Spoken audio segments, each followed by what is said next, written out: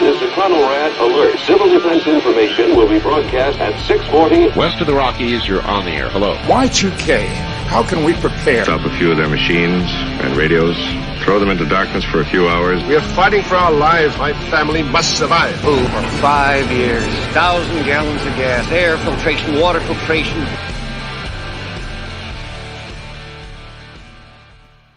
Coming at you from the frozen tundra that is East Central Alberta, Canada. Streaming live on YouTube, Facebook, Twitter, Twitch, Telegram, and Rumble. Welcome back to the workshop where we create community, find freedom, promote preparedness, and share success. I'm Toolman Tim, and today is March the 2nd. Oh, it's finally March 2023, and today is episode 265 of the Workshop Podcast. And how about I bring my cronies on with me? Let's see who we got in the background. Hey, Nate and Rachel, how are you? Doing pretty good. How about you? Not bad. I was thinking that we are coming up pretty close to just about a year from when we first started discussing this, eh? Yep. It was just, I think it was just before LFTN Spring Workshop we started talking about it.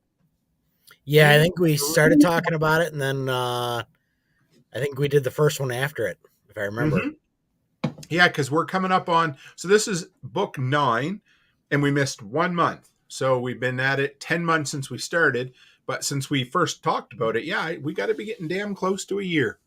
Yep. Somehow it doesn't feel like that long. No, it does not. No. That is what it is. You know, I don't know. It means we're having a good time. We got 7 people in the live stream already, so that's a good sign. So let's go around the horn and let's start with Rachel. I haven't seen you in a while. What have you been up to, man? I've spent quite a while taking care of Mom for, while she was in and out of the hospital. So leave work, go there, come home, have to take care of all the animals, get some sleep really quick, wash, rinse, repeat, Yeah. How are things better, or is that? Yeah, she's better. They figured out what medication it was that was really destroying her body. So it's more or less worked out. She's on the mend. Good. Put it that way. Good to hear. That's, I mean, we all, what's the words? What did Sarge say in this book? That none of us come out alive, but it sure is good to have as long as we possibly can. Hey. Yeah. Yep. And what is it I hear? Life is a sexually transmitted disease with 100% mortality rate. Ain't that the truth? That's about the extent of it. Speaking of which, we're coming up on 3 years since the incident. Hey, I was just thinking, right? I was driving around today, and beautiful sight. The sign was up for the gun show. This weekend is Saturday and Sunday, the gun show. And it was 3 years ago that we had to cancel it because of the virus of unknown origins. So here we are. Yeah, human malware virus. Yeah, that's what it was. How you been, Brother Nate? What have you been up to? I've been doing pretty good. We put some rabbits in the freezer last weekend. Were they already butchered when you did that? Or? Yes. Okay, we processed them out. We actually hosted a workshop here at the house. Fill us in. How did it go? We had 6 people show up. Nice. And it was basically a show up at the house, and if you have a question about rabbits or you're interested about raising rabbits, I'll run you through my entire system, and we'll process 6 rabbits in front of you so you can see how it's done. And it was really good. We had a lot of people over, a lot of questions. It was about 4 hours. Were these locals, like people from your? Oh, wow. Yeah, it was everybody. I think the farthest came was 2.5 hours south of us. Friggin' right. Oh. So but people, I would say people outside of your Two Chicks homestead kind of sphere, like this would be more, yeah, kind of. I mean, we posted it in our local Facebook group. Okay. And said, listen, we want to have a meetup at the house. We want to do a little tiny workshop. We're not going to charge you guys for it. Come by, hang out, meet up, and we'll teach you how to do rabbits. Nice. So I love it. Oh, I ended up processing 2 for everybody to see. And then one of the guys who doesn't have rabbits but is very interested in getting rabbits did the other 4 for me. Nice. Really? So Was He, that his first time dispatching wildlife? Yep, first time ever Or processing anything. livestock, sorry. Yep. Yep. So Wow. he processed 4 of them for me, and I sent him home with 1. So I love it. That's all I can say, because we've talked about it, we've heard people preach about it, but getting involved in our local community and making these local connections is probably the hardest friggin' thing to do, but yep, I think it's the most rewarding. So proud of you guys. That's awesome. Exactly. Did I see one of the kids taught one of the classes? Yeah, she was doing a lot of the my oldest was doing a lot of the walking around the hutch and explaining how things work and what we do with raising them. And that's her element. She loves talking about that stuff. So that's awesome. And I'll process it and show you how to do that. And then this weekend we have, we're going to do all of our sap. We have 32.5 gallons of sap to boil down. You've been freezing it or just storing it outdoors? No, it's stored in the garage right now. It's all in 5-gallon buckets. Okay. And then we have somebody who's also in our network coming down for the first time from about an hour north of us. For the sap stuff? Yeah, just come hang out for the day. So, how you boiling it? Over the bonfire. Okay. Oh, nice. That'll give it a little bit of a smoky hint to it. Yeah, it's going to be 2 days at least 30 hours boiling. So I did I want to guess maybe I might have had 10 gallons of sap years ago, and I'm sure I told you I did it on my damn electric range. Yeah. not cost effective, and also made the house very, very humid. So yep. It's a lot to it. It's at least 32.5 gallons, maybe a little bit more. Yes, sir. Oh. Well, you should end up with close to a gallon or a little less of syrup. Yeah, probably a tad over a gallon, I think. Okay. What is it, 30-1 or something like that? I think so. Yeah, it's pretty close. Just going to take a minute and shout out. We got a lot of people here tonight. I see Arizona Renaissance Man, Trout's Adventure, Scott in Sierras. I wonder where he is. No, Byron Roberts, Chris Dixon, and I saw Mr. Chuck Peoples, who came on Sunday evening, and we had a very successful episode about putting together first aid kits. So if anybody hasn't heard that, very good episode. Yeah, I just sat back, man. I could have shut my feet off. Chuck just went. He was awesome. Right? Yeah. I can't wait. Him and I are going to meet up in person. So we're, it's going to be good. You guys are talking about boiling sap and doing all this kind of stuff like that. And I just brought in my strawberry plants that I put outside, yesterday when I got home from work. Put my strawberry plants outside so they could get some good sun, left them out overnight. It's going to drop down to 32 tonight, so I had to bring them in. Tomorrow when I get home, they'll be out for another day and a half. And so I'm holding a finger up behind my hand. Can you guess which one it is? Yeah. Right? Yeah, because Tim, you got probably another 6 months of winter up there. Oh, fuck. Okay, officially my snow contracts end at the end of March. So we might get snow after that, but that's when I'm done. It's 5 months, right? So, yeah. But we had, what was it? A week ago, we had -30. So, and there's still in places a foot of snow on the ground. So it's not warming up yet. Tomorrow it's Snowmageddon here in Chicago. So we're supposed to get anywhere from dusting to 18 inches. That sounds about right. We'll see where it goes. We're on the 1 to 3 inch range, and then by work is the 6 to 9 inch. So what do they say? Only a politician and a weatherman can be wrong all the time and keep their job. Still get paid. Sorry, weather person. Hey, if it makes you feel any better, 2 nights ago we had our snow and it just melted that quick that I was, It doesn't make me feel better, Rachel, just so you know. It was 60 here yesterday. Wow. Arizona Renaissance Man is an honorary Canadian. We had an inch of snow this morning in Arizona. Well, we'll send you down. The only snow you guys see for 2 years. Crazy. And I've heard Utah Mike says they've had a great snow year.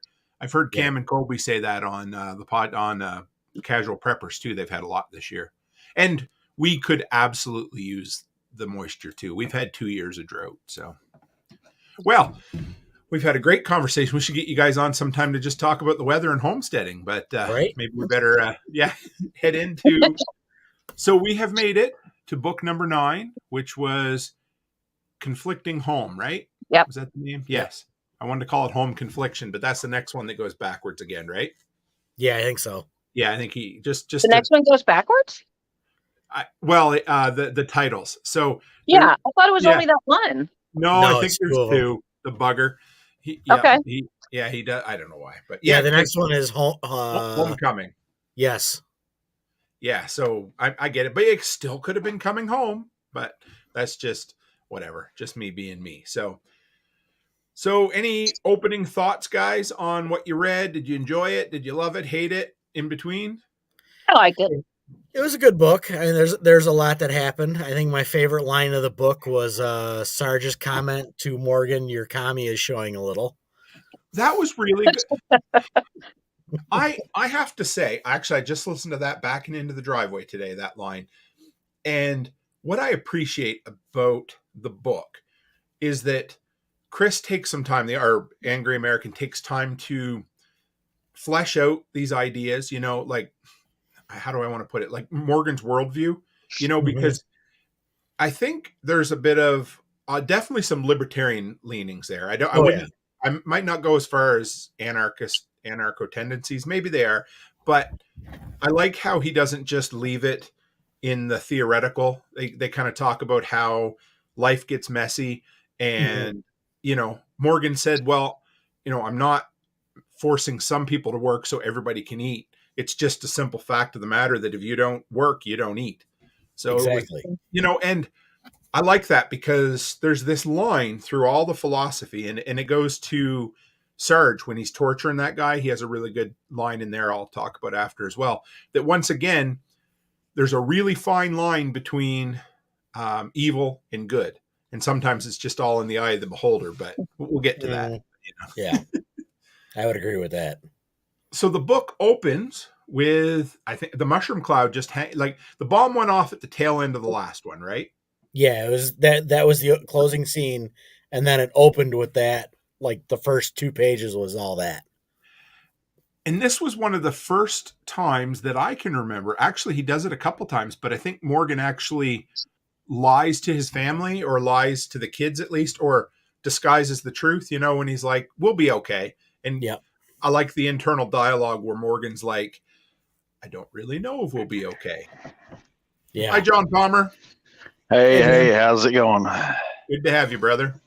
Yeah, I had to finish up with work. It's raining like hell down here, so I'm glad it's not raining here. It'd be freezing if it were. So yeah, luckily it was supposed to be freezing out west of us, but I still got to work today, so I was glad for that. Good. Well, we just got talking about the opening scene of the book where the nuke went off, and I was just going to say, I enjoyed, or maybe enjoyed isn't the right term, but the way that Chris talked about the fear and the dread that was inside of Morgan. You could tell that he's like, well, there's not much I can do. Let's just go back to living life. And right. Yeah. What else are you going to do? Not much, because he got a little bit pessimistic. Or remember when he was giving shit to the guys? He's like, why are you bothering carrying those masks around? They're not going to do any good anyway. Yeah. I don't know that it's pessimistic. It's more realistic. Because like you said, they don't even have anything to measure the radiation. It's like somebody else that we know always talks about, only worrying about stuff in the circle that you can do something about, right? And that's true. And another theme that goes through this entire book, this volume, is, okay, shit happens, really bad shit that we're going to talk about later on. And guess what? Weddings have to happen. Births have to happen. You got to still go out in the field and harvest corn, because if you don't, you're hooped. No matter, what is it? Facts don't care about your feelings. Exactly. Yeah. So we go from there. And was this when I had written down that Eric and Fred get engaged? That happens pretty early in this book too, didn't it? It was like the next day or something. Yeah, because they're sitting around the fire, and Morgan pretty much says, "If you don't say anything, I'm gonna say it." Well, that's after they got engaged. They were at the market or whatever, and he was talking to Eric, and Fred and Jess were off in another area, and yeah, and he had already put it together. Which I got to say that took long enough. As soon as she said something about having a tummy ache. Oh yeah, I was like, I know. Every time I hear that line, I'm like, that was so random and out of place. I knew it even on reading number 1. Oh yeah. Yeah, me too. Yeah, absolutely. I got to say, kind of in that same route, I learned something in every book, and I actually in this book I had never heard about reusable feminine pads. Oh yeah, that's been around. I mean, obviously, I know that the term coming around calling it the rag was because that's what they used to use. But I'm talking about like purposefully sewn and made, with snaps and everything. I actually looked it up, and that's what I do. Like when I hear something new in one of his books, I go start looking stuff up and like, hey, it's education time. Pause the book. This book was full of a lot of that prepper stuff. I enjoyed that part. So, but I've heard of so much. It's that was just the thing. Okay, there's one other thing I learned in the book. It didn't have anything to do with prepper or anything. I'd never heard of that Paul McCartney song, and I actually had to go listen to it. Which one was it? Was it My Love? I think is the name of it. Oh, really? I think so. Yeah, the one that Sarge sung at the reception. I'd never heard of it. I paused the book again and I went and pulled the song up and listened to it. I was like, I'm not gonna like profess to be any kind of knowledgeable person necessarily about all kinds of music, but I do listen to all kinds of music, and that's a song you would have thought I'd have heard before, but or I would have thought, but nope. Of course, I'm gonna say like that whole like I never was a big fan of the Beatles and those types of that type of music. I don't know. It was cool because music was a big thing in this book too. But I want to go back to feminine hygiene products since we haven't had a good discussion on feminine hygiene products in a while. So I'm going to ask a stupid question. Have you had one? I'm sure we've had them on here before, but that's another I'm just story. saying because I wouldn't be surprised if it. I think it got brought up when they moved out to the camp with the toilet paper. Yes, it did, absolutely, and it'll be mentioned, or at least it was discussed on last week's The Last of Us episode as well that Becky and I did. So, okay, so these reusable. This might be an absolutely stupid question, and if you don't know, Rachel or anyone else, do they work like reusable cloth diapers? Is it kind of the same principle? They're just usable and you wash them, kind of, or I would assume more or less, but with the cloth diapers, it's basically just like really thick cotton. Okay. Mm-hmm. With the feminine products, and I don't have any of these. Me either. Probably should look into it. I'm not that freaking old. But all the ones I saw were just regular material with what I assume was stuff sewn in the middle, and male part of the snap on one side, female part of the snap on the other side, and you just wrap them around the crotch of the panties and snap them together. What it looked like to me. I mean, where it would go against the panties, it has to have something that'll stop the moisture from being able to seep into the panties.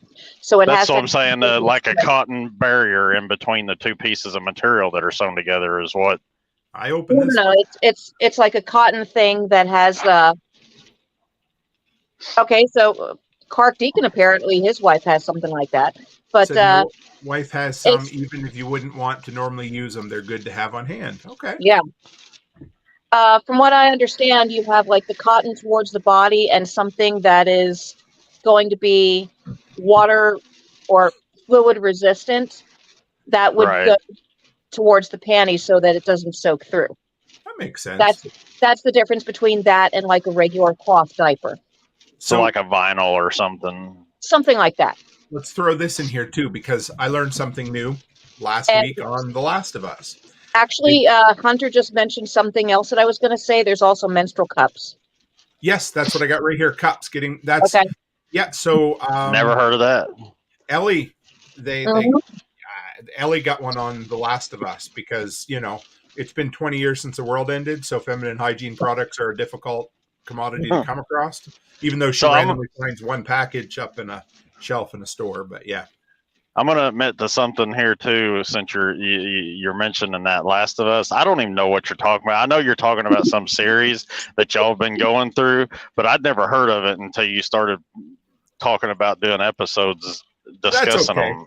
I think a lot of people didn't. It was a video game from 10 years ago. It was probably the best zombie game ever made. They turned it into a great TV show, and it's almost over. So if people, they're into it, cool. So I think right, and I've not been into video games for, I don't know, 25 years. So Clark says the cloth diapers nowadays actually have a vinyl layer on the outside, keeping the moisture inside.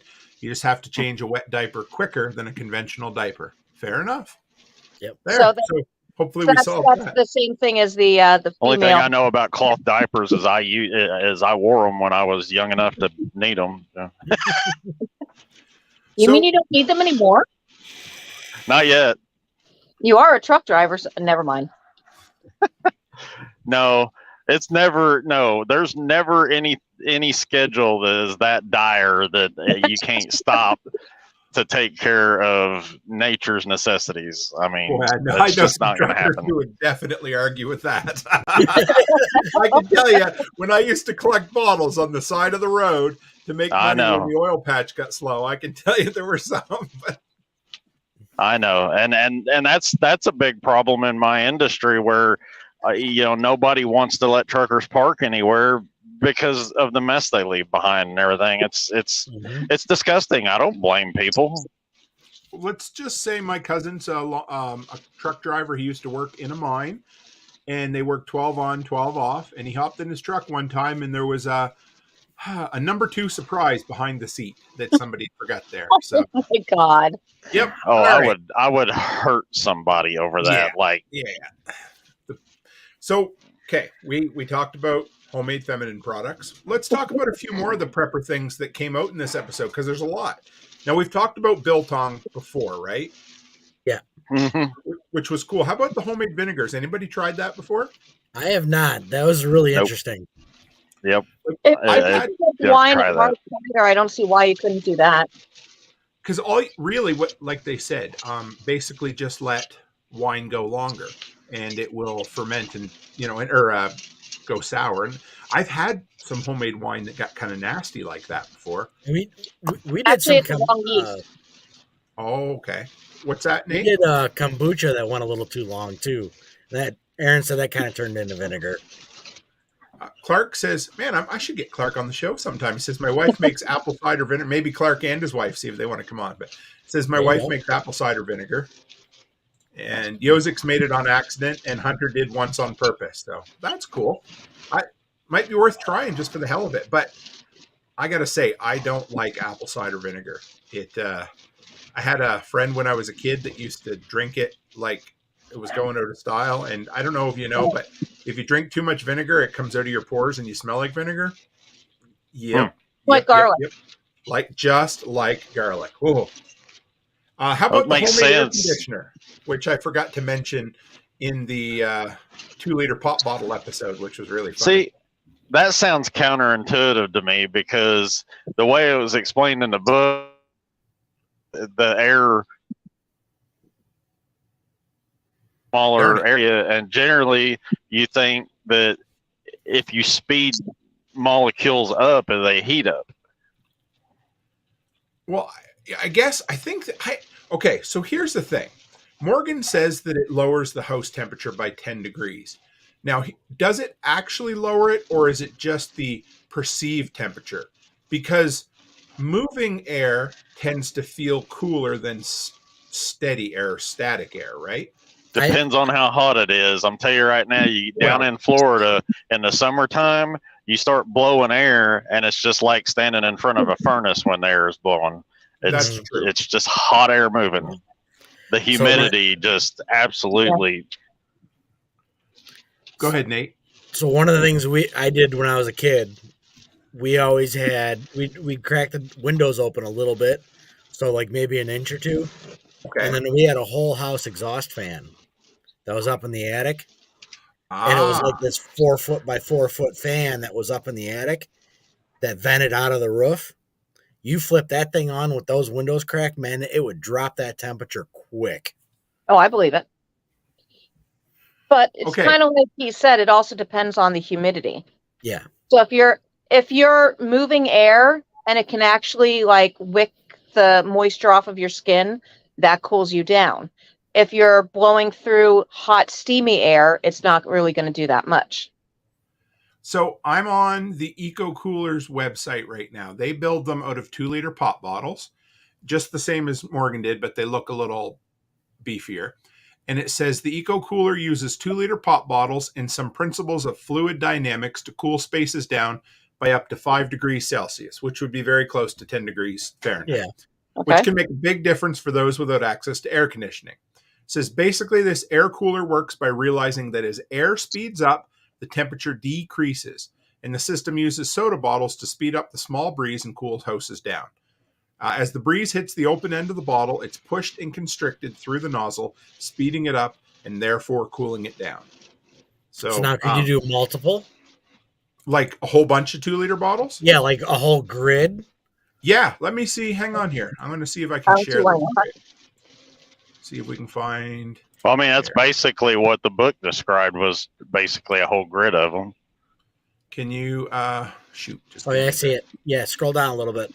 Yep, I got this. I got the thing on the same browser as the. There you go. So that's what they look like, guys. If anybody. Okay. So for anybody who's on the audio only, it's a 6x6 grid of 2-liter pop bottles cut in half, put through what looks like maybe a 3/4 inch sheet of plywood or foam, and yeah, so.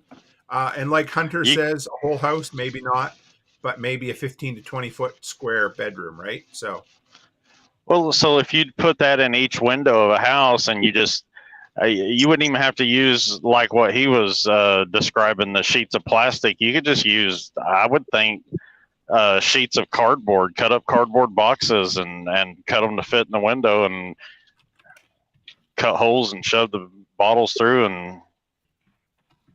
Yeah. As long as the cardboard's thick enough to hold it in place. Right. But you wouldn't want it in any perpendicular. You wouldn't want it in every window. You would want it in maybe all the windows on one side so it can exhaust to the other side. And I think you'd put it on obviously the prevailing wind side too, right? You know, yeah. With us here, it would be, almost all winds come from the west and blow to the east. So you'd want it, if you could. Except our house doesn't have any windows that open on the west. So anyway. Hunter has a good idea, that 1-inch pink foam. From the indoor store. And he also said that it would give extra insulation too. So it would keep the sunlight out, but also let the air in. And you would, like you said, you would need to have something on the other side for exhaust, or it wouldn't really work either, right? Right. Yeah, it's got to flow through. How about Tatler lids? Any of you guys, they mentioned those. I've had my eye on them for years and never bought any. Anybody ever buy any? I'm in the same boat as you. I've seen them for years, and I haven't had the nerve to try them. Yeah, I've not bought any. I've read up on them. There is a little bit of difference in how you process with them. Really? How so? I cannot remember what. I just remember there was a difference in either time or something. There was a difference in how you had to process them. Now that for it to come out to work right. I remember that too. I don't know if I can. Yeah. Anyway, we'll have to. Yeah, we'll look into it. Maybe we'll. Yeah, that's exactly it, Hunter. If I remember, aren't they something like 3 to 4 times the cost of a normal lid, or is it more than that? Oh, are they? I don't remember. They're quite a bit more, or they're a little more expensive. But I mean, it's not something that's like totally absurd when you think that you can just use them over and over again. I mean, they're a great grid down option, but Yozik said Nicole didn't like them. Nicole saw, so Oh, yeah. But I mean, in the scenario that they're in where they can't get lids, oh yeah, right. that's your only option. Absolutely. One more prepper thing that I thought was cool. Anybody ever look at the refreshing the old batteries? I have. I have too. Have you gone? Have you ever done it, or just watch videos on it? No, I have a couple of old SLA batteries. Okay. Deep cycles that run my radio station, and I was looking into refurbishing because they're probably 4 years old. Okay. So, and I got a brand new gel cell down here too. Nice. I thought about. Some. Oh, Go sorry. ahead, Rachel. No, I know we got a little lag. Go ahead, Rachel. I was going to actually give that a try with like some old car batteries when I contemplated where I could put in like a little bit of a battery bank. Mm-hmm. And I thought it'd be a good way to experiment on two things and, just try it all in one project. Yeah. I've watched a lot of videos, and the guy that did it, the one I watched, he had pretty good luck. It was, they weren't great, but I think if it means the difference between you can't go buy one at the store anymore or you go find an old battery and refurbish it, why the hell not, right? But it would be good to learn. Yeah. And that's why we try this stuff. I thought the yellow tops, those were gel cell. So they might not work with that. I thought they were gel. I was thinking that too, because you couldn't, I don't know. Let's see. Yellow. I got a funny for y'all while he's looking that up. The first thing that I ever canned was actually meat. I didn't start with something easy. I'm too stupid for that. Did you use a pressure canner? I used an electric pressure canner. Okay. It works. Okay. Yeah. So I'm going to throw it out there. Has anybody canned meat without using a pressure canner? Oh, without? No. No, neither have I. I think that you can you? No. Unless you want to die. Okay, so here's the thing. Absolutely not. Do not do this at all. However, I know lots of Newfoundlanders who would can things like deer and fish in an open water canner on a wood stove that they would they had it in their head that if they could boil it for 3 to 4 hours that it would be fine. Not fine. I'm just curious if anybody else had tried it. So I got offered some meat one time. We do a lot of venison, and we do it in our carry canner. Yeah. Oh, yeah. Yeah. I've got done the Nesco, same thing. That's what I've done in the hamburger meat in. Yep. So, don't anybody cancel us because we're telling people to can. But I've known people who did it, and I'm like, oh, yeah, no, not a good idea. Clark says Newfies are a different breed. Yes, you are right, brother. Really want one of those Nescos. So let's go into so we open with the mushroom cloud. How about the trip to England Air Force Base? Yeah. England, yeah. Anybody got any thoughts on that? That was a hell of a ride for them to attempt, and they're lucky. Yeah. Very lucky. Even I was quite impressed. Does anybody know the geography well enough to know how far out they were when 400 miles? 100 it was 380 something miles, almost 400. So, funny note, when I was about 12, 13 years old, I lived in Florida for about 7 months, and I literally about 30 miles from where this whole story takes place, just south and west of it, little town called Center Hill, which is about something like 35 miles or something from Altoona, and like closer to like 28 miles or something from Eunice. Like I said, just to the southwest, they're closer to being straight west of Orlando, and they're quite a bit further north and west of Orlando. But yeah, it's from the area where they came from. It's pretty close to. It's just shy of 400. It's less than 390, more than 380. in that area. But to go the way they went, to coming back, it would have been closer to 400 miles because they kind of went further east and down instead of cutting up at an angle. But and the thing is, there's really no shortcuts there, is there? Like it's just most because most of Florida's. What's that? There's like 2 highways, east and west. That's what exactly. The shortcut is the interstate. The way they went up. So that's why everybody drives 95 miles an hour down there. I was quite impressed. Dude, it's crazy. Yeah, it is.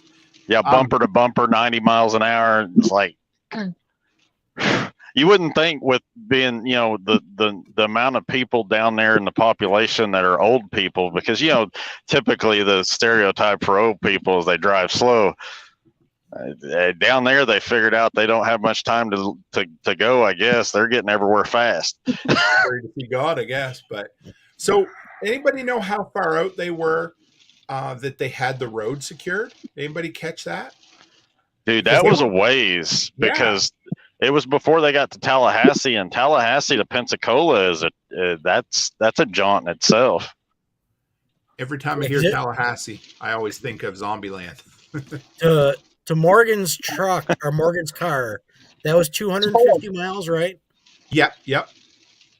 So it was pretty close to there. They had. That's what I thought. Yeah, it wasn't far out, was it?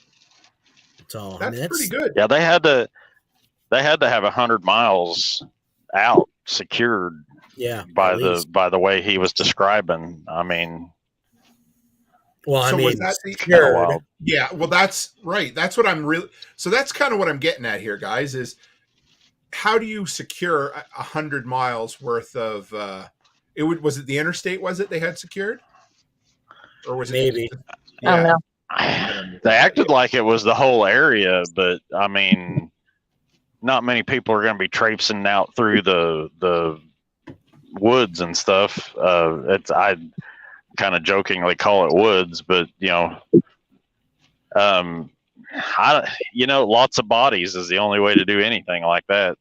Mm-hmm. What I figure, I guess, is if you come through with enough armor, basically, whenever they traveled across country, like Thad, he always had to worry about the overpasses or the exits, because those are the places people could hide. They're the place that the road gets bottlenecked.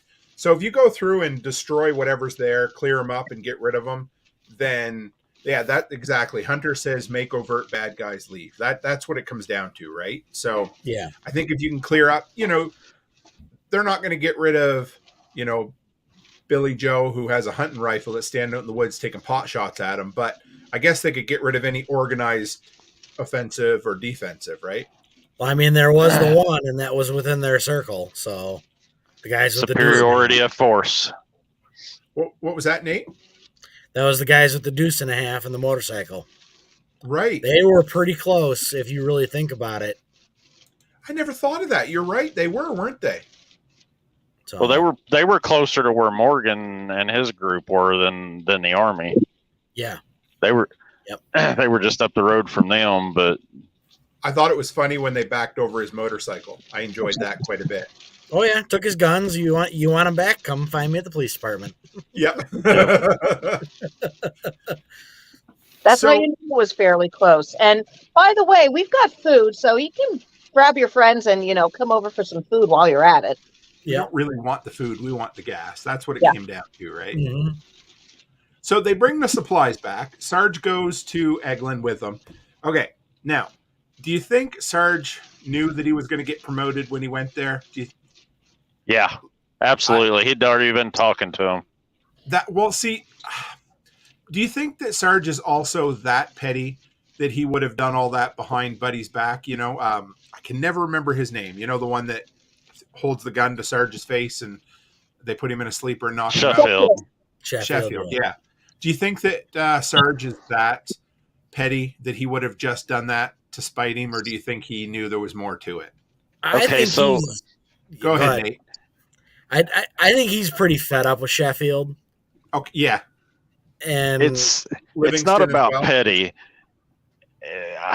Even though I never served, I have a lot of insight in the way that service people relate to each other, and it's really a different language than what the rest of us speak when they're relating with each other. It's I don't even know how to explain. It's just, okay, that's the way you want to play the game. We'll play the game that way, but I'm better at it. They talk about that a little bit. So I want to call them the defectors. The guys who basically go out while they're off to Eglin and they're patrolling or, holding down the fort for them. And then they come back and they tell, they talk to Top and say, hey, we're not coming, we're going to stay here. We like your food.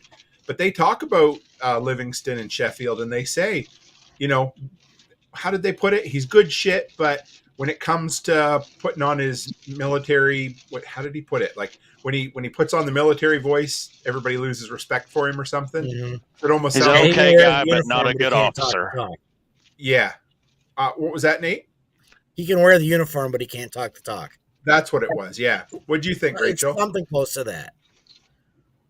I don't think he knew that he was going to get promoted when they went to Eglin, but given the fact of how he and everybody there felt about the situation, it seemed like the most logical thing to do, because obviously, he couldn't put his big boy pants on, and Sheffield couldn't put his big boy pants on and run with the group.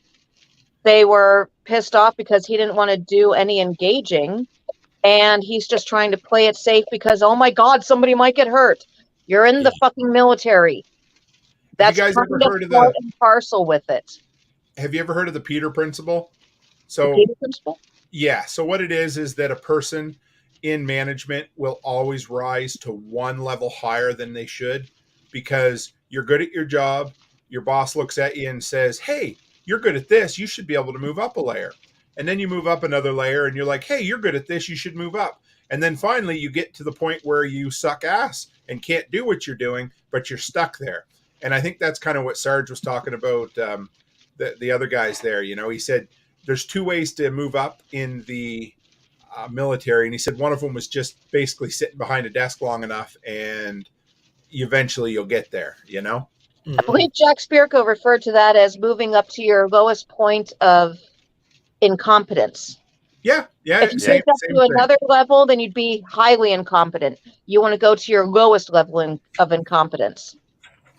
But I've run into a lot of bosses who moved up a little further than they should have. And and Nate's got a little smile there. So I'm thinking he's known one or two over the years, or maybe presently. I don't know. Who knows? Yep. So, yep. I plead the fifth. Yep. And Clark says he was a reserve commander. He never wanted to be active duty, is the vibe I got. Yeah, I can see that. Yeah. The guy that, played military on the weekend and liked the perks of it, but never really wanted to see active duty, right? So I think that pegs it up right on the head.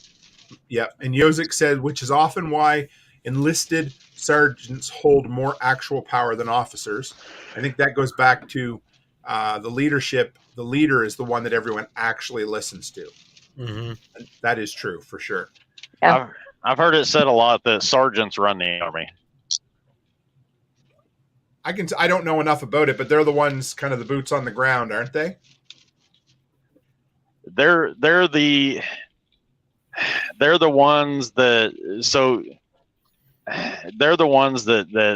they've been in long enough and they've seen enough stuff that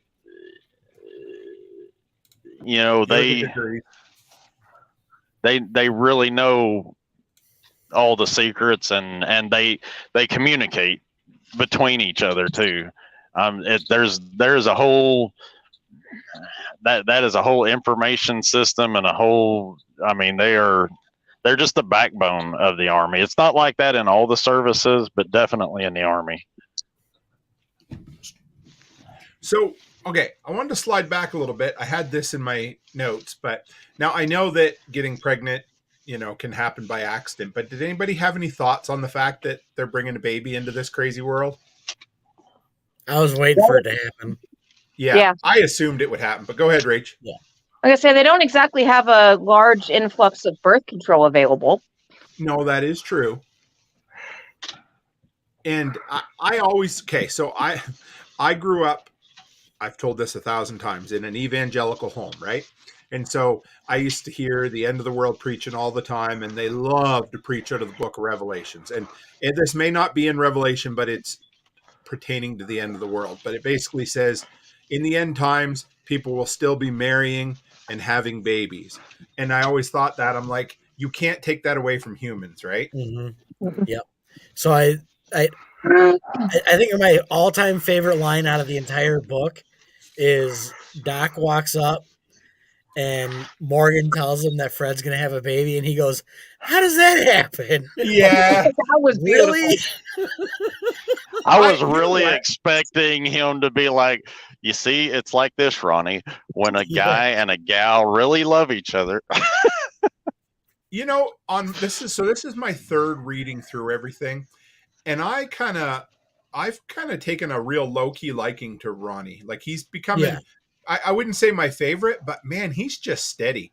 You know, he's probably the closest to a morally good person in the whole book of the guys that have seen combat, right? Yep. Right. He's kind of the Rock. Out of that group, he's the Rock. So speaking of a morally good person, addressing the elephant in the room, how ironic is it that one of the most morally good people in the whole group meets one of the most gruesome fates that you... Oh, I know, right? Oh, I mean, literally burning to death has got to be one of the, if not the most excruciating way to go.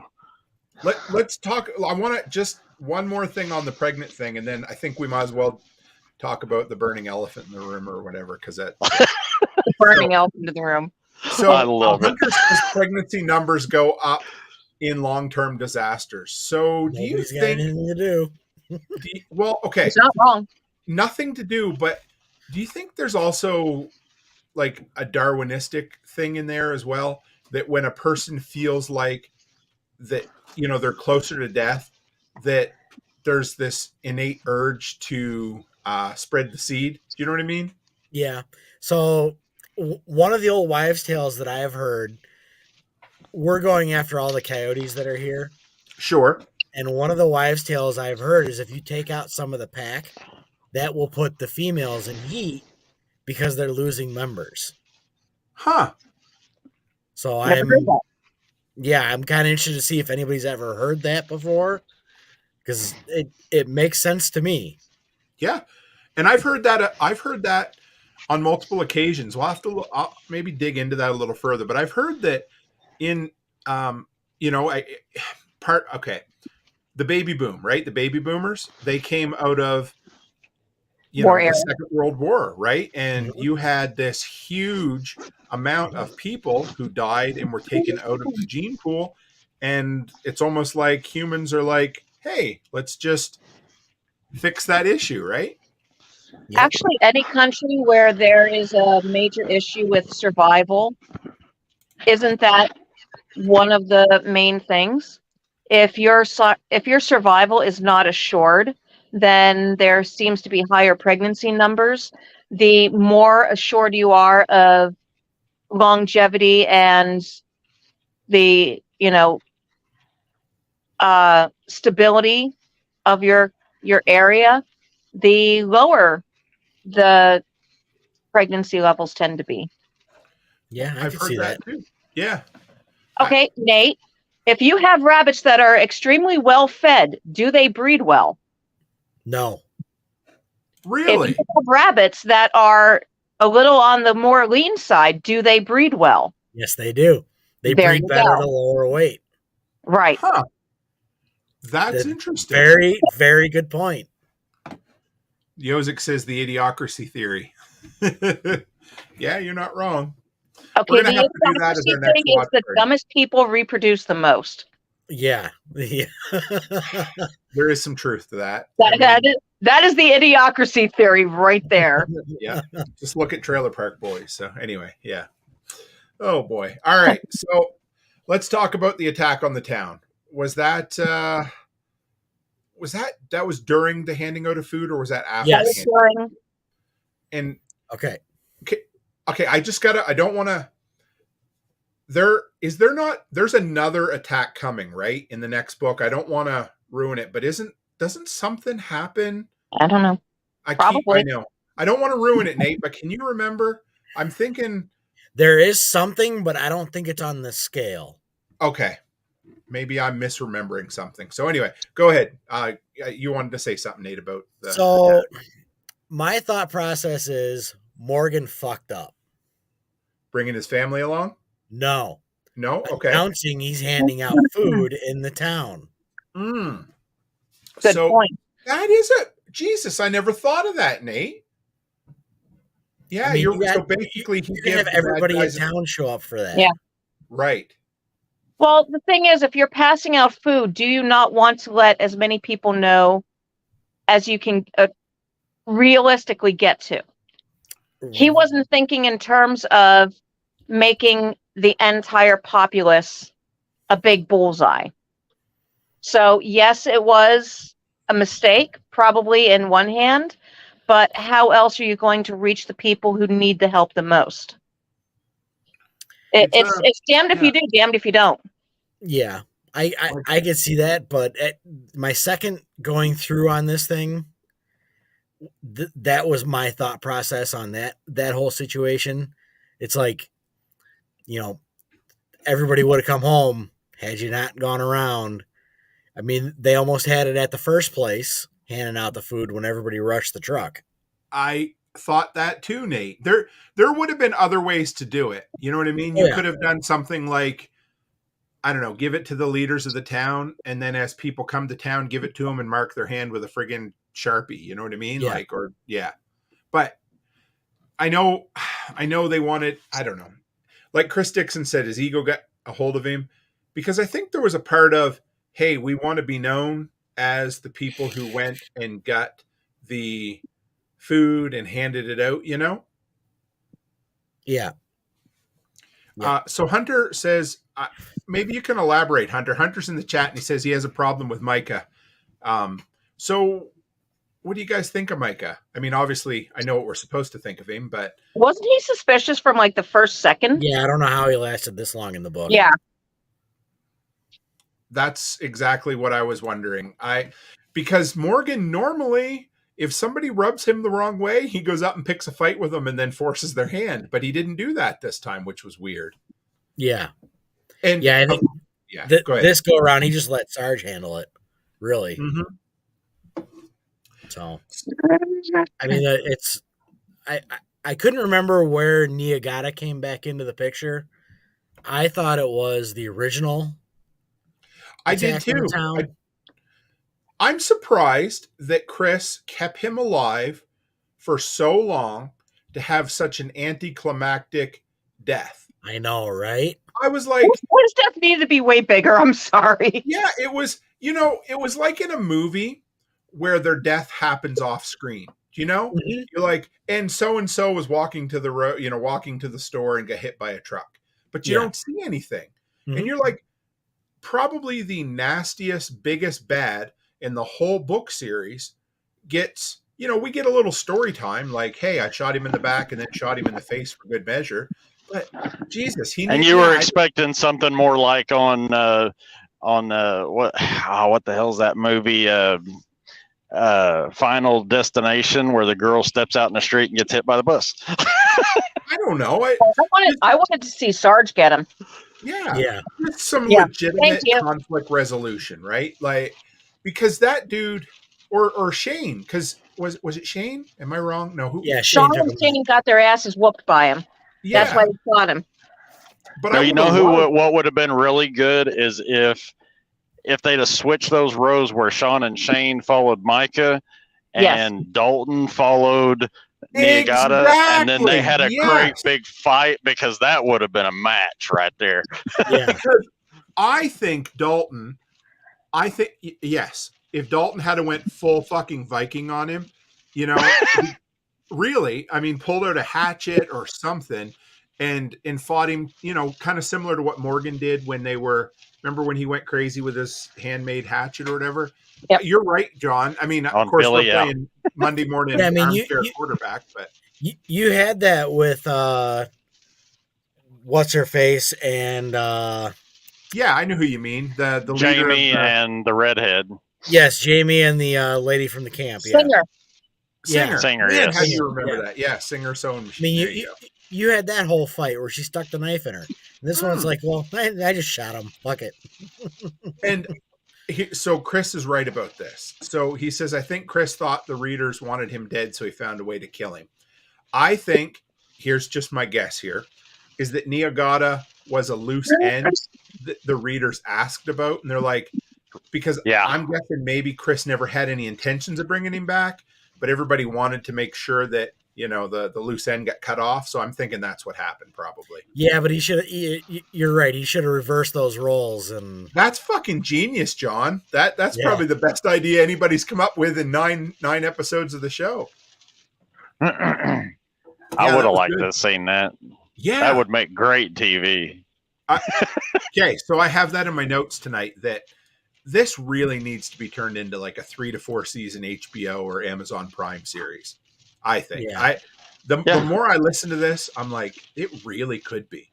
And it could be multiple series. Almost you could almost do a series per book, except for a couple of them, the shorter, like book 3. I mean, that would be a boring season, but. And now this book, okay, when I first finished it a couple of years ago or whenever it was, I thought, all right, it seemed like filler for a minute. And then I started thinking back. It's a 300, what did I write down here? We got, of course I listened to it, but it's only 332 pages. So it's not a long book. Mm-hmm. And when you think of what happens in this book, you got a mushroom cloud in the sky, trip to the Air Force Base, an engagement, birth announcements, attack on the town, death of Bobby, torture and hanging, Danny shooting a guy in the face, the poor dog. A lot of stuff. 2 weddings, the power gets turned back on, and we get resolution with Niagata, Micah, and the Cubans, all in 332 pages. Yeah. So, so let's talk about poor Bobby, because I think I only finally caught what happened in this third reading. I don't think I caught it before that. Yeah, so, I totally missed who that was the first go through. I don't know how I missed it either. But so you want to tell the story, Nate? What happened? So you can be the bad guy. Yeah, I can be the asshole. Mortar goes off. Morgan sees a body or somebody running through the street on fire, and he flat out says he couldn't tell who it is. No, and you couldn't. Right. And then they find out once the smoke clears or everything lands that she is no longer there. Right. And Morgan then realizes she's the one they saw running through the street on fire. Right. Which in reality is probably better for her to go that way than dealing with the wounds. And they even talk about that in the book. They did. Yeah.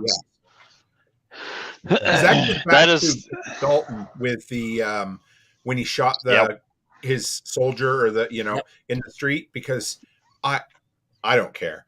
I mean, burns are one of them things that have got to be one of the worst recovery periods in the best of times. Could you imagine? Yeah, worst pain that you can deal with, because it's nerve pain. But that is going to be so hard on Mel, because I didn't realize how long until it discussed it in this book, how long they had been friends. Her and Bobby had been friends before Morgan, before Danny. Mm-hmm. Since childhood. I mean, that's like losing a sibling. Yeah. That Chris you grew up with. To go and kill her off. I'm like, you asshole. And then poor Morgan's dog too. I know it, anyway, but we'll talk about that in a minute. Morgan took longer to kill those two than I would have. I'll say it right now. What's that, Nate? I missed the dog. I don't. Yeah. How did you miss it? Was that after the beers? No, it was before. Yeah, but that's okay. That was right after they came back, I think, really. It I was can't remember. it was after Bobby died, but before it was the night before. Okay, so Morgan got sent out to collect flowers by Mel for Fred. Yeah. And Morgan is out and he's like, it was kind of a stupid, well, Lassie. Two of the dogs were upset. What's that? 2 dogs were upset and they wanted him to follow. Yes. So, come with me, Dad. Timmy fell down a well. And I remember that from the first time I went through. I don't know how I missed it this time. We also need to talk about this in a minute. I'm just putting it up here for a minute so we don't forget. But yeah, so, and then of course, Morgan goes in the woods and you're like, and then he smells it and he knows what happened. And yeah, I would fucking shoot them all in the face too. It's funny how we get as upset or maybe even a little more over the death of a dog than we do over the death of a main character. But I get it. It sucks. And yeah, I think, anyway. So you're right, Rach. He took a little while to shoot him. I actually misremembered that part. And maybe I'm confusing it with an earlier section in a different book. But I thought he let the one guy on the ground live. I'd forgot he shot all 3 of them. 2. There was only 2. Was there only 2? There was only 2. There was 3 dogs. Okay. The 2 dogs were upset and he was following them because he thought that maybe little sister got bit by a snake. Maybe she got hurt. And then when he got closer and he smelled the cooking meat, that was when it occurred to him. And like Morgan said, he's like, didn't you see his collar? I get it. I know. But you could tell. Those dogs were not she walked wild. right up and let them shoot her point blank. Right. That is not a dog that is not happy in a home. Exactly. That was, they dealt with that in 1 Second After as well. Remember, I don't know if have you read that? Yeah. We'll have to. Yeah, I'm not going to go into 1 Second After. Yeah, we're going to talk about that another day. Yeah. What's that, Rach? I'm going to read that. Yes. We should do 1 Second After once we get done with book 11. I think so too. Absolutely. It was. Okay. Yozik said that tore me up. I was driving when I was listening to it and I was a wreck. I had to come home and cuddle my pup for now. Oh, yeah. I get it. Yeah, absolutely. For sure. I will totally admit I'm the person that, I won't even think twice before running into a burning building over my dogs. Aside from 3, maybe 4 possible humans. Yeah, I know. Yeah. I'm the same way. Yeah, dogs, they're just, I don't know. It's because they're innocent creatures, I think. I think that's what it comes down to. They're indiscriminate love. Yeah. But, so I will say, I do appreciate Angry American for doing the Game of Thrones thing and killing off a main character. It was... Yeah, right. He also does it in book 11. I'm obviously not going to spoil that for anybody, but, it was a big surprise that happened again. And, so Chris Dixon here. He says, when we met the Canadian, I immediately thought, who's expendable? Either Jamie or Bobby was getting axed. Standard storytelling. You can't add one without removing another. That's fair. I never thought of that, Chris. Sure. Does that mean they're keeping the Canadian? Well, okay. I don't think the Canadian came back with them, though. Not in book 10. Yeah. So they really didn't add a character. They just brought somebody in to give him shoes and, take him on his way. So that was something I specifically asked Chris about when he was on the show, because I was like, yes, finally a Canadian. And he's like, yeah, he basically said, we'll see more of him. And I'm like, oh, thank God. Oh, okay. So that's good to know. Oh, by the way, you're talking about 1 Second After. I just started listening to that today. Oh, good. You know what? That's a book I wish I could go back and listen to for the first time over again. That I actually read that instead of listened to it. And that is really, it's either that or On the Beach were the first 2 that I ever listened to. And they are, that got my love for this kind of stuff for sure. Yeah, it's 1 Second After is definitely dark. It is dark, but here's the thing. It has its dark moments, but it's still a Fuck yeah, it has some dark moments. Yeah, it does. But what I want to say is it has dark moments, but it's still a story of triumph or overcoming. You know what I mean? Yeah. But yeah, it is. There are, oh boy, he does not shy away from the moments in there at all. No. Hunter says on the beach. I'm wondering if he's asking a question. But yeah, he said it's a good book. Yeah, On the Beach is a dark book too. But I like it. That's the original. That's the old one that you just posted.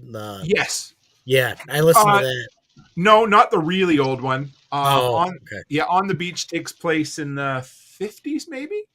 Okay. I can't remember for sure, but yeah, it's a good one. It's worth listening to, but it's dark. Wow, is it dark? I'll find it. Yeah, it's good. So we got Niagara. Let's talk about Micah and the Cubans. Almost sounds like a cheesy bar band. Right? Yeah. So they catch Micah red-handed. He has, is it the green mic? Did they call it a green mic? I can't remember what it was, but he had a two-way radio where he was calling in coordinates. I want to go down and say he is quite possibly the slimiest character of the entire series, or pretty damn close. You know, he's up there with Singer. Who else would be a slimy character like that? I mean, Niagara was one of the villains. But you know, just evil. See, he's worse than a villain because he's just whoever's bitch will pay him at the moment. So that's what it comes down to. Hire. You know, with Niagara, you at least knew what you were in for with Niagara, and right? Singer too. I mean, at least they picked a side. At least you can respect the fact, even if they were wrong, that they at least were standing up for what they believed. This dude just like whatever, whoever's good for the moment. He's like a freaking Tijuana whore. Yeah, well, just take it where you can get it, right? And he really was. And what Yosik says, Billy. Do you guys remember a Billy? I don't. He was the guy that. He was the leader of the guys that were chasing the girls through the woods. Yep. Yeah. Right. Because it's so hard to find a date. Yeah. He was the one that Morgan took the hatchet to. Yeah. Yes, he was. This is fun going back and remembering. Or how about the guy who hung the black kid, right? You know. Yeah. So there's rednecks. Did they even have a name for him? I don't know. Yeah, I don't remember what it was, but I remember because he caught up with him later in the series. Yeah, Thad caught him stealing pigs, right? Yeah. Yep. What goes around comes around. You gotta love it. No, Thad caught. Yeah, one of them. One was the guy that hung the kid, and the other one was a friend of his. Because that's where I remember. That's what I was misremembering. So remember how I said I thought they left one alive? Because Thad left the one guy alive. He killed the one guy, but he made the other guy. I think they put him on the work details, didn't they? Yep. Yeah, but he ended up killing him too. Yeah. Yeah. Did they? Oh. Yeah, because remember after he killed him, he said, "Now it's done." Was that? Yeah, I think I can't remember. Oh well. So Micah and the Cubans, the bar band that you hear on a Wednesday afternoon because they're not big enough to come in on a Thursday evening. So makes me think of the Sultans of Soul.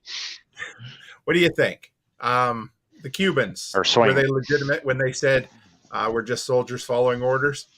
Isn't that the regular line? Yeah, I mean it is. So isn't that what every soldier says when they get caught? Sure. I mean, that's what the Nazis said. So yeah. Yep. Because everybody's always following somebody's order, maybe except for the president, right? When it comes down to it. Yeah. I mean, they had exactly what was coming to them. Sure. I thought it was pretty funny that Sarge went to town, or Sarge and Dalton went to town on Micah. Yeah. So you knew damn well when Morgan shows up in the morning and they describe Micah hanging there. Oh yeah. With an oak. I had to listen to that a couple of times so I could get the visual on that. I picture him like this or something. Is that what you? No, it was back. Oh, his arms were behind him. And they See, that's not what I hung him got. What off- I got is they said his hands were together and his feet were together. His hands were under his legs, and then they had the wood the bar went under his arms, and he was hanging from that. I don't know. All I can say is that must have been absolute pure misery. The way I got it is like his hands were tied together, like he was in a sitting position and his hands tied together under his legs, and the bar went up under his arms. Ooh, in front of him against his chest. Yeah, and you knew damn well that it was Dalton who did it. They didn't even have to tell you that. You're like, yep. I would love. I said before, I would love Chris to do a book or two on Sarge's origins. I would love to have a 2 or 3 book series following Dalton through his life before the world ends. Because that dude, he had to have been more than a fucking prison guard. There's whatever he is, either he's lying or he's been through some shit, because he's a twisted dude. He's a few levels of what the hell. Yeah. Like he can speak Russian. You know, what else can't the dude do? Like I know. I mean, he's multilingual. Yeah. Not even bilingual. I'm thinking military police, and that's where the prison guard thing come in. Could be. Could easily be. Yeah. Were you going to say, Nate? He's like Morgan. He's a jack of all trades. Right. And I think that's what everybody kind of likes about him. Well, when I talked to Chris, and this is probably where it comes from too. Dalton is Dalton's based on Alan Kay, I believe is the guy's name, who won the first season of Alone. And him and Chris are best friends, or really good friends in real life. And when he talks about Alan and you hear about it, Alan sounds like the dude that just knows something about everything. Mm-hmm. So, yeah, but you're right. He is kind of, how do you put that? Would you call him a comparable to Morgan, or maybe a little darker? In his skill set, I would say so. Yeah. He says Hunter's okay. Dalton is every atrocity that every human has committed against another. He's an evil dude. So, what do we think? Is he the opposite of Niagata, or is he the same as Niagata, except we're just lucky to have him on the good side? Yeah, I would go with that. Okay. I love this whole dichotomy in this book series, and I've played the devil's advocate a few times. When you look at it, I love the conversations where the protagonists talk and they justify what they're doing based on their, and because I get it. But what I love about it is that I can always picture, for instance, the Russians or the Cubans having those same goddamn conversations on their side, saying we're in the right, you know. Or how about Niagata, you know, when the leader of the camp's like, you need to send him in. Whatever they're doing, everybody thinks they're doing it because they're supposed to, right? At least I think, other than maybe Jeffrey Dahmer, I don't know, but man. The big difference that I can find between Dalton and Niagata was evil enough that he even creeped out the people he worked for. Oh, I'm sure he creeps the hell out of Morgan. I Dalton? think he's even said that. Yeah. Oh yeah, I think Dalton. There's many times that Dalton has creeped people out. The fact that he'd just go in the woods for 2 or 3 days and come back, or just kind of be floating around the periphery of it. You know what I mean? Like he's just sort of there. I think I think he definitely creeps people out, and I've never thought about that before. But I think they're kind of a yin and a yang. Maybe it'd be nice to know a little more behind Niagata. But yeah. This is good. I've never seen this before, but Hunter says war stands for we are right. Yep. And Yozik says Dalton creeps people out. He sure does. There's many occasions where people mention that. He is a strange bird. But then you have to think into consideration the fact that he spent all that time on the forge to make the rings for people. I don't see somebody like Niagata doing. I don't think I'm going to guess there wasn't an altruistic bone in Niagata's body. I think everything he did was, you know what? This is the line. Now, let's talk about this. So Sarge, when he is talking to, I think it was Morgan, and they talk about the need for torture, or Sarge's view on the need for torture. And I thought it was cool because it kind of sums up what they've done all along. And Sarge says that torture is only necessary in war to extract information. And he says, if you go beyond that, you're basically just hungry for violence. And basically he said, when you step past that line, that's when you become an evil person. So maybe that's the view that he had. I would agree with that. And I'm not going to go down that rabbit hole, but that is definitely something I agree with. It happens. It's a reality. Mhm. And because there's no white and black, good and bad. I mean, no. there's obviously the good side in this book, and there's obviously the bad side. But the good people do bad things, and if we got to see it, there'd be days that the bad guys go home and kiss their kids goodnight and tell them, read them bedtime stories, right? So yeah, That was the same thing they said about the Nazis. The doctors that were doing all the horrible atrocities. Sure. That was one side, and then the other side was they went home. They were the loving husband, the loving father. It's two sides of the coin. You do what you have to in this circumstance, and you do what what do is they your say? family in the other circumstance. Every single time somebody gets arrested as a serial killer, people are like, I had no idea he was the nicest guy in the world, Because BTK, bind, torture, and kill, was a deacon at his church, right? So it's possible. People do it with the best of them. Yeah. So I think it was kind of cool that Micah, I really loved how Micah met his end, I have to say. It was cathartic. Is that the right word I'm looking for? Yeah. What do you guys think about how Morgan dealt? Him playing that card or trying to play that card with Sarge. Yeah. Man, that fucking backfired. Because he played his own beautiful moment. When the first time I heard him say that, even before Sarge gave his dialogue, I knew that Micah was who. I'm like, he just played his last fucking card. Yeah. And he's got nothing left now. Because before, like Sarge said, I didn't know what you know. Now I know what you know, and now I know I'm going to make you tell me, right? Mm-hmm.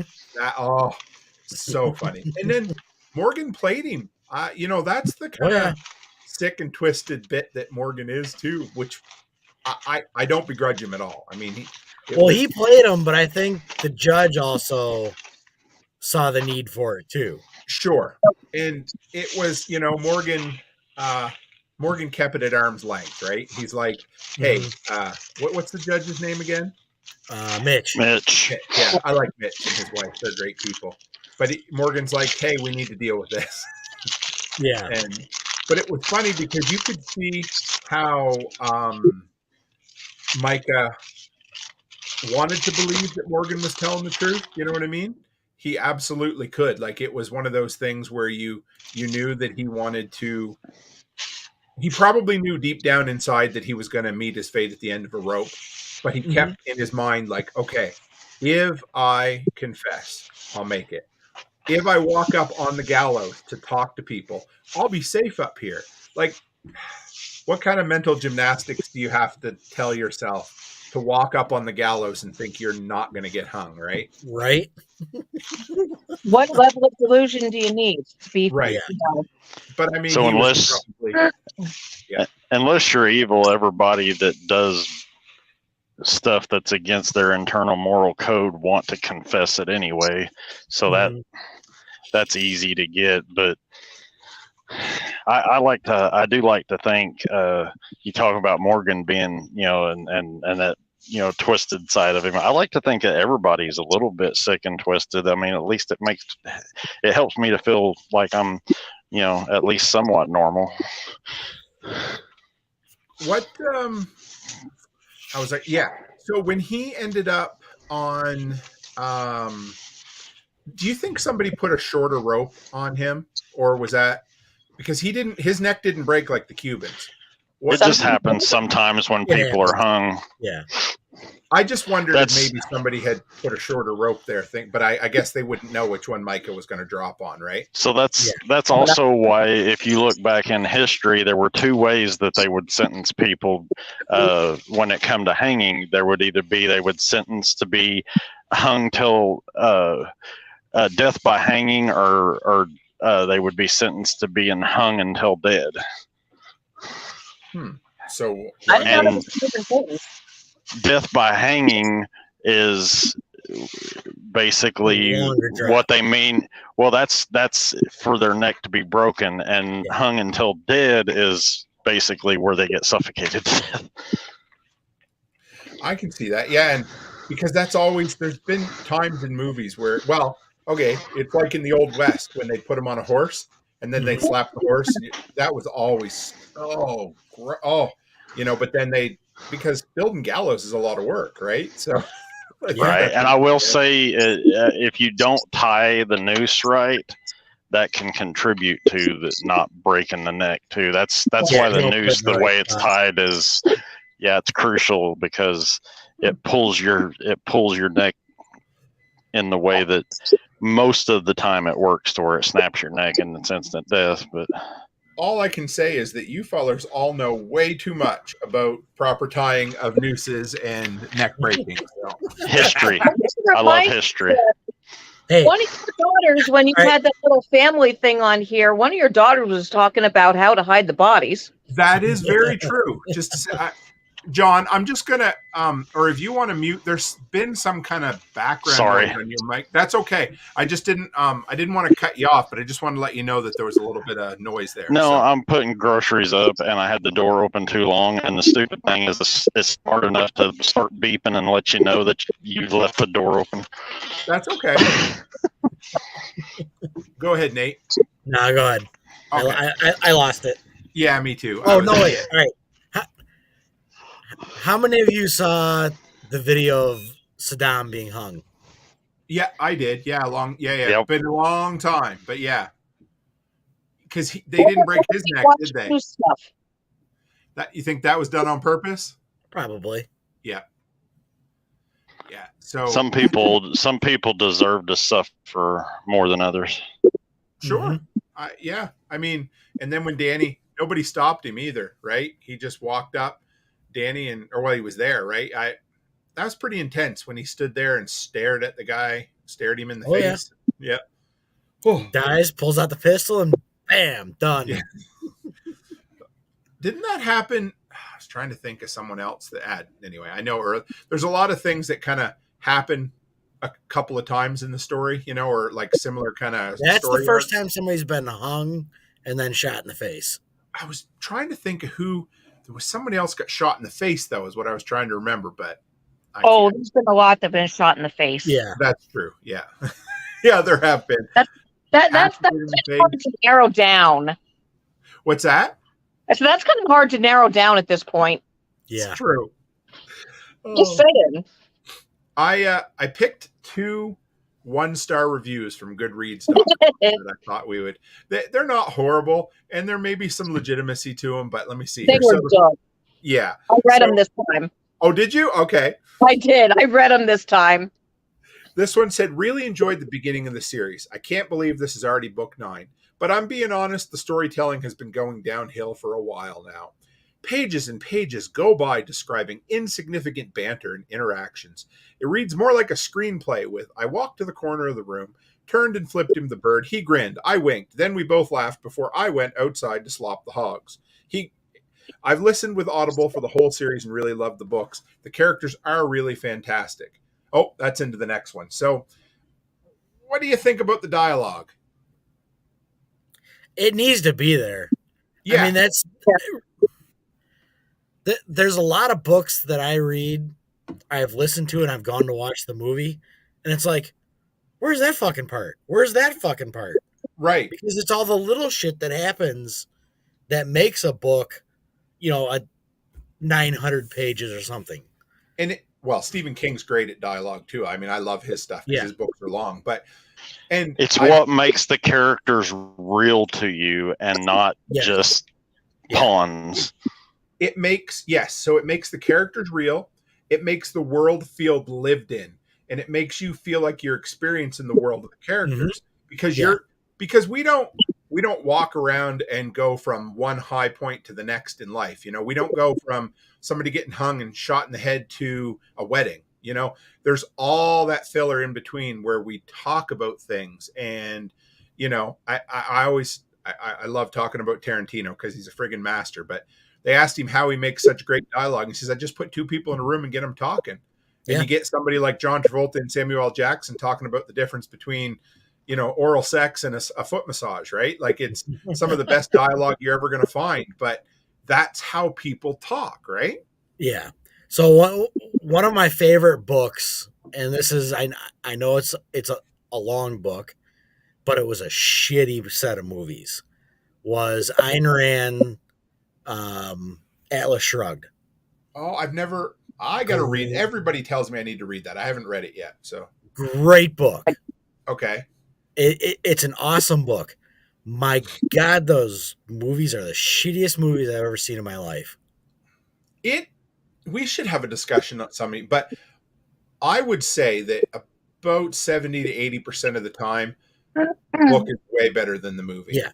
It's really hard to turn.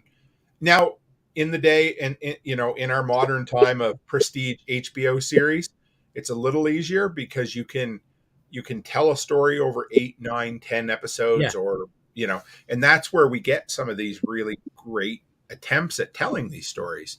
Well, but traditionally, go ahead. They strung Atlas Shrugged out into 3 2-hour movies. And it's not that long of a book, is it? No, the audio book is 64 and a half hours. Oh, shit. Okay. Wow. Yeah, it's like 1,200 pages. Wow. And what were the movies? What's that? What were the movies?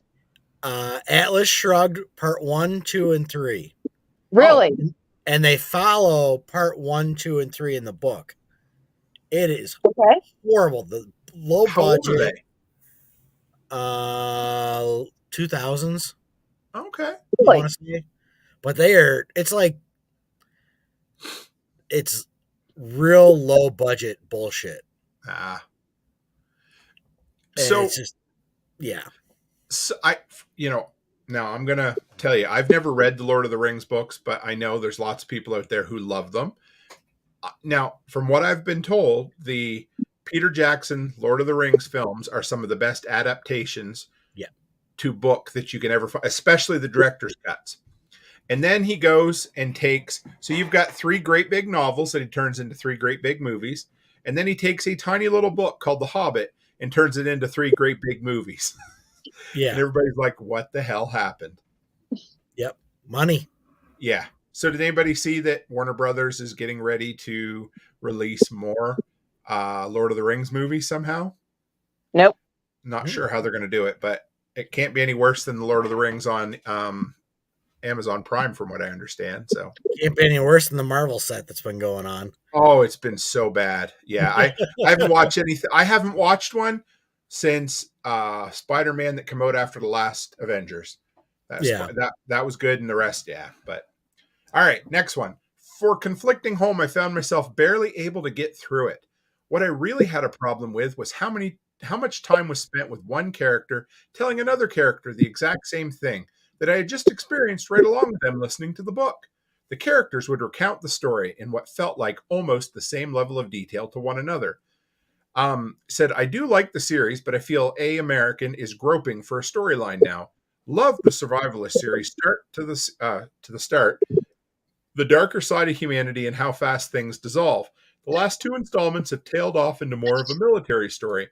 As much as I enjoyed one man's arduous journey to get back to his home and family, his new role of protector against Chinese, Cuban, and Russia is stretching it a bit. My lowest score for the series so far. I don't know. What else do you do? Like, it is a stretch, sure, but here's the thing. And this is what people always like, well, how far-fetched is it that somebody goes through all this shit? Well, it's only far-fetched because you're following them through it. Everybody in their life, at the point you're in, has survived a whole bunch of shit that if you went back and looked at, you're like, how did I survive? Or whatever it happens to be, right? And people always call it plot armor in a book. Well, I guess, but all you're really doing is following a really interesting character who's been lucky enough to survive their whole life, right? Right. And that every one of us is the character. We're all the protagonist in our own story who have been lucky enough to survive up to this point. So I don't know. And in reality, there aren't that many people left. Did anybody catch the number? I don't remember if it was in this book or the last book. Of how many Americans are actually living? I think it was the last book. 80 or 90% died, wasn't it? Yes, 90% died. So you would be down to around 30 million people. No, we'd be down to 3. You've got 300 million, right? 330. So 10% of that would be 30 million. But you take 30 million, that's not much more than the population of New York City, really. Yeah. You know, about, what is that? About 1.5 times the population of New York? Yeah. Illinois right now is 10 million, 11 million. So just think about, and the thing is that it would have been the majority of people who died would have been in the cities, 100% guaranteed. Oh, yeah. So you've got, Chris Dixon says that's Canada. Ain't that the truth? But so you basically have people spread all over God's creation. So like other than these small little pockets of people, it must feel like a wasteland. Yeah. Plus the fact you can't travel, Yep. But it's not like there's a census or anything going on. How are these numbers based? How many people are just roaming around the wilderness and not ever seeing more than like 10 people in a month? Oh, absolutely. And I'm sure that it's a ballpark, but they probably base it on the fact that, you can go into a community and see 90% of the people here are dead and 90% of the people there are dead. So, I'm sure it's not 100% accurate, but they probably got a decent idea. Yep. And we also got to think that the rest of the world is still put together for the most part. So, and that's what I always forget. You've got places like Canada and Great Britain who may or may not be doing aerial surveys or may or may not have access to, Google Maps, that kind of shit, Google. Yeah. And they mentioned that Canada is pretty well untouched. I know, which is crazy. They compared it to Switzerland. Yeah. Hunter says he wonders how the Amish would fare. That's an interesting better than everybody else. Yep. Would they notice? Amish country. What's that, John? I was just wondering, would they notice? I mean, they might not. Really. But the more, I don't know. And the Hutterites a little bit. I bet even communities like that are still somewhat contingent on outside inputs, right? Like the idea, not a lot. Now, I think the Amish would be the least, but there would, I'm sure they would get by. Let's put it that way. But I'm sure there'd be things that would, they would miss for sure. Hunter says, because everyone that is close to them knows that they know how to, talking about the Amish. Yeah. And Yozik says they only noticed because Walmart was closed. Do the Amish go to Walmart? Yeah, some do. Yeah. Okay. I know the Hutterites love Walmart. Every time you go there, they got their big 15 passenger vans and they're filling it up. So, well, guys, we've been an hour and a half, and I think we have, because you know what they say, if you keep beating a dead horse, you only get a bigger mess, right? So, John and Rachel, you guys have not read beyond book number 9? Nope. No. All right. So we need predictions. Is the whole world going to end in a fiery disaster that nobody makes it out alive? Or what do you think? There's too many. Of course not. I tried. So let's go with Rachel first. Rachel, what's your prediction for book 10? Oh, I don't know. Is Sarge and Miss K going to end up tying the knot? They already had the double wedding. They could have a double wedding with Jess and Doc. So they could Amy have a double wedding. Jamie and Ian. Ian and Yeah. Sarge, and you still got several couples there that. Who's the next one getting knocked up? Or knocked out. Yeah. Or knocked. Well, somebody's going to get knocked out. You know that much. There's got to be at least one more person getting hung. Yep. I'm going to mess with your head a little bit. Do you guys remember that cow that they shot in the middle of the road way back when? Yep. Mm-hmm. That comes back to getting the biltong from it. That comes back to play a very big part in book number 10. Yep. I couldn't understand. I figured that I automatically, when they brought it up, I thought it belonged to the guy with the milk that they were trading with. I'm not going to tell you, because now that was pretty good, wasn't it, Nate? Oh, yeah. Yeah. I love how Chris sets these little not Easter eggs, but these little breadcrumbs earlier on. Because how many books ago was that? It's 2 or 3 books ago, right? 2 or 3, yeah. Yeah. And so that cow plays a huge part in book 10 and 11. So yeah, he's setting it. It's being set up because Cecil even kind of sets it up a little bit too.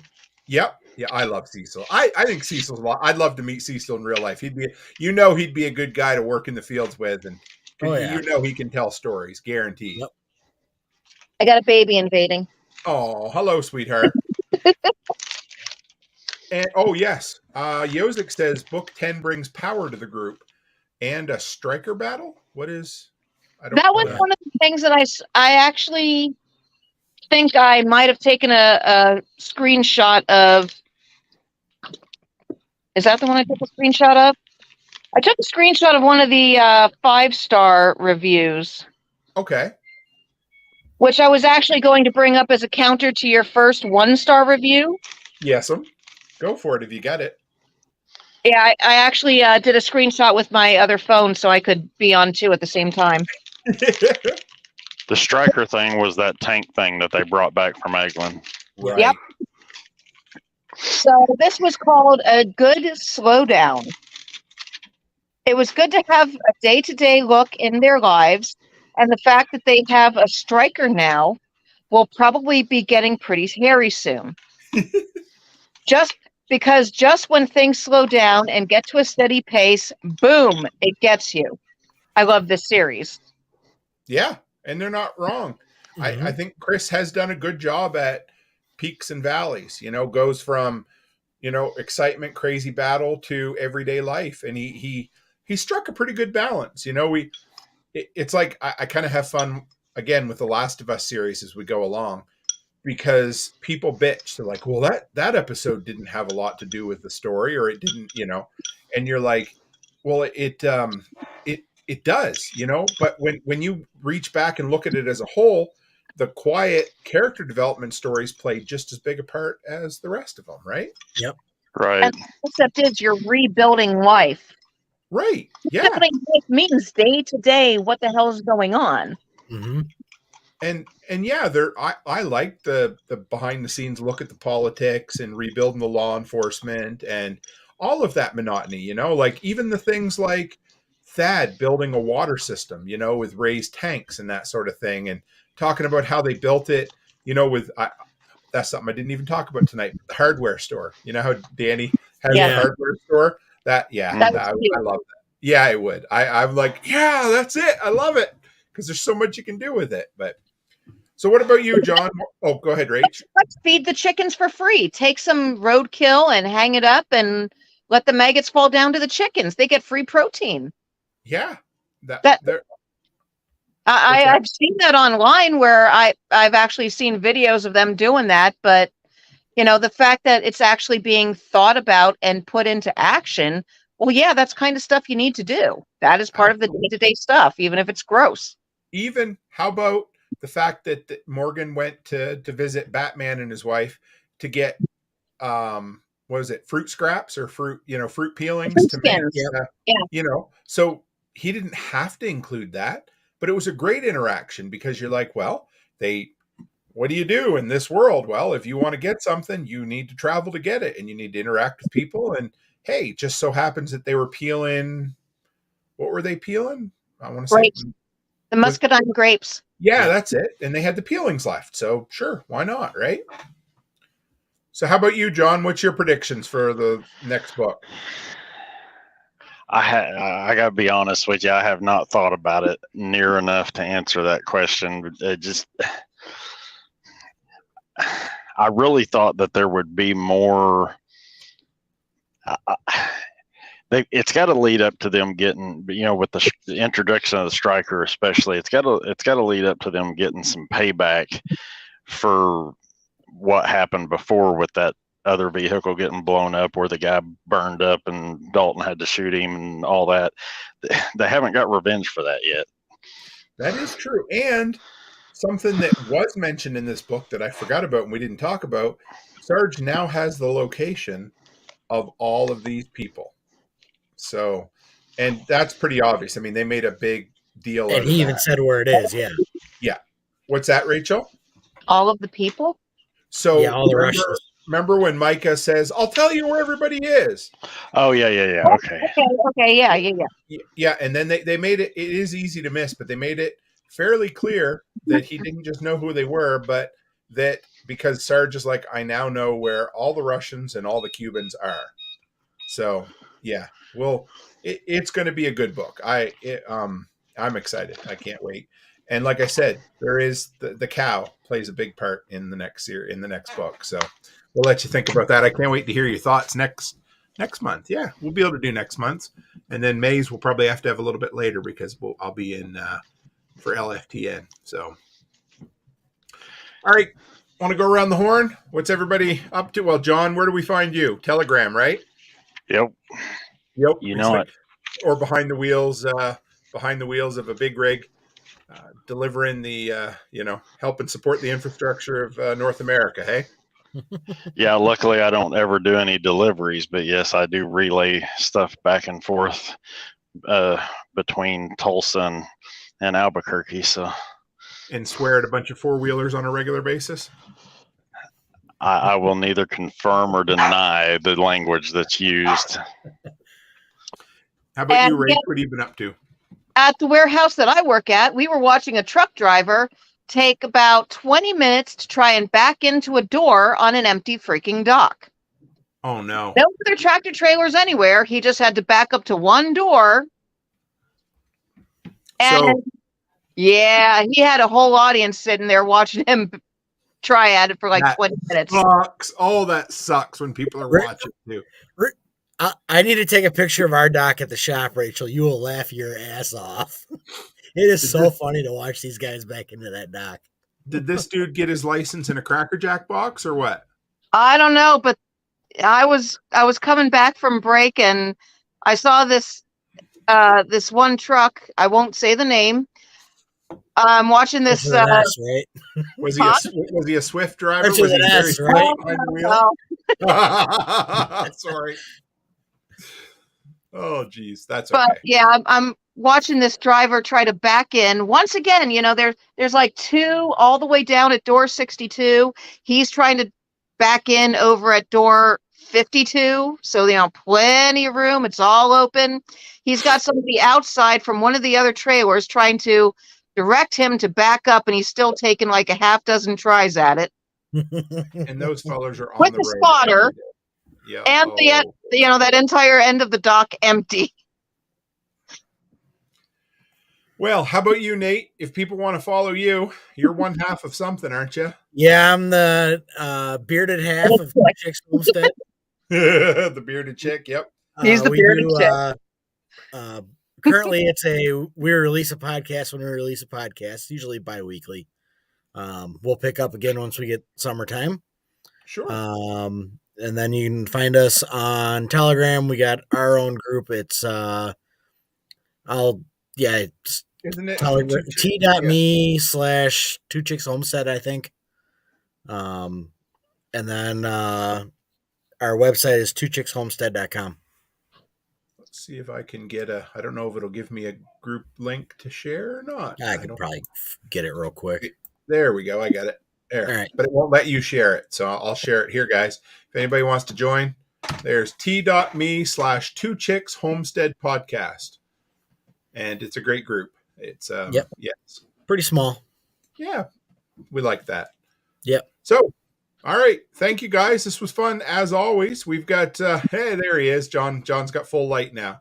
So we'll be back the first Thursday. I guess Thursdays have been okay. I know it keeps poor Rachel up on the East Coast late, but it's been working. So yeah, it's almost 11 here.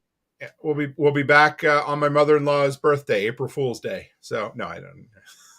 It really is, though. That's what's funny about it. So anyway, guys, as always, stay happy, stay healthy, and have a great week.